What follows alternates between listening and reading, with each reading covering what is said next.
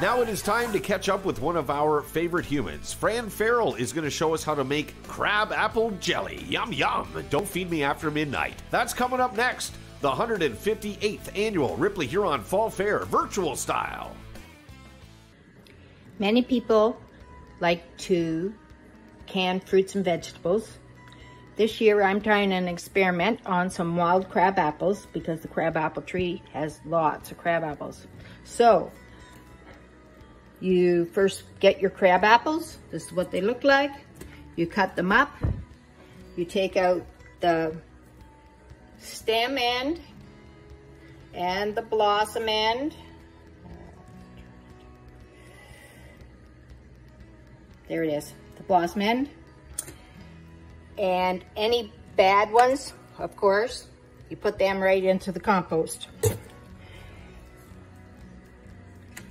You fill your pan. In this case, I've just used my roasting pan, and cover them with water.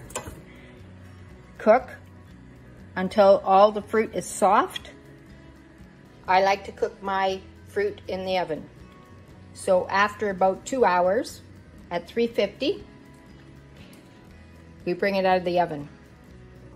The resulting mash will have more liquid on it than this because I've already drained the juice. But you put it into a colander with a cheesecloth, or in my case, I just used a tea towel. The mash gets put into this colander, with which I've got a tea towel using as a cheesecloth to strain out the juice. It sits there for approximately 2 hours at least until the juice drops out, or overnight. This is how much juice I got off this batch of crab apples, and I will proceed to measure it to know how much sugar you have to add. On the outside of the jelly bag, you will see it's kind of shiny. That's the juice and the pectin that's coming out of those apples. The pectin is what makes it gel. And this is about 8 cups of juice out of this batch of crab apples. I am using a package of Bernardin pectin to go in with this juice to make jelly. Bernardin sponsors some of the canning classes at our fair. So I am getting my jars ready.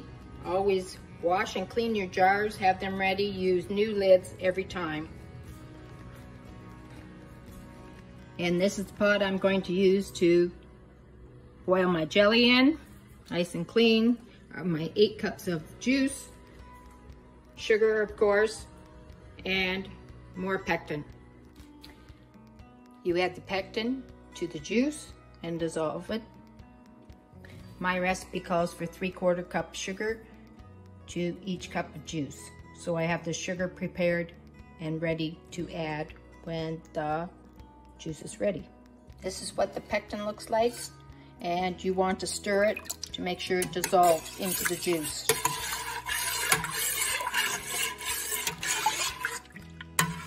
The pectin actually makes the juice gel. Juice and pectin are boiling, soon we add sugar.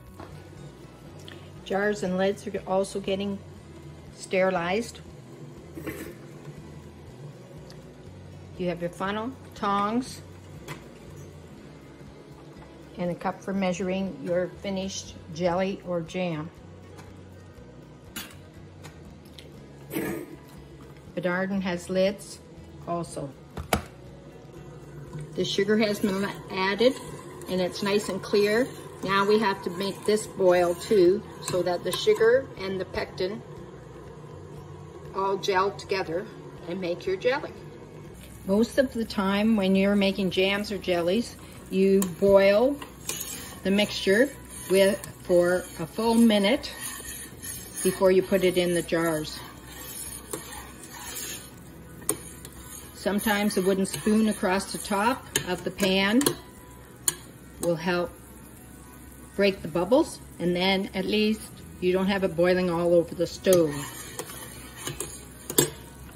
Hot jars, hot lids, hot fruit or jam, jelly, all goes into your jars.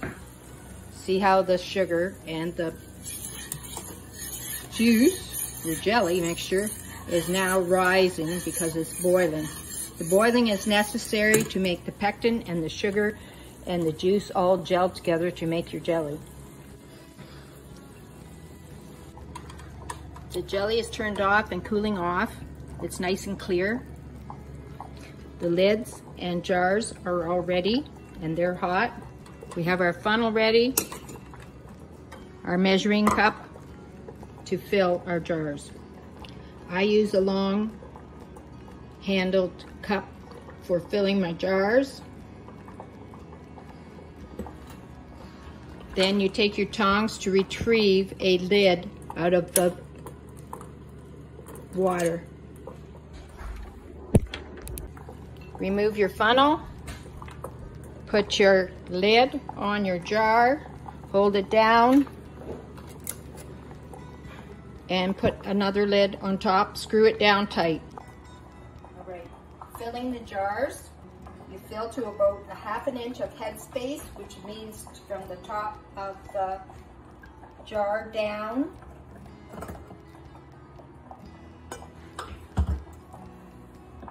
Wipe the rim, pull the lid out of your pan with your boiling lids, tighten it up. Jelly in the jars, now you wait for the pops.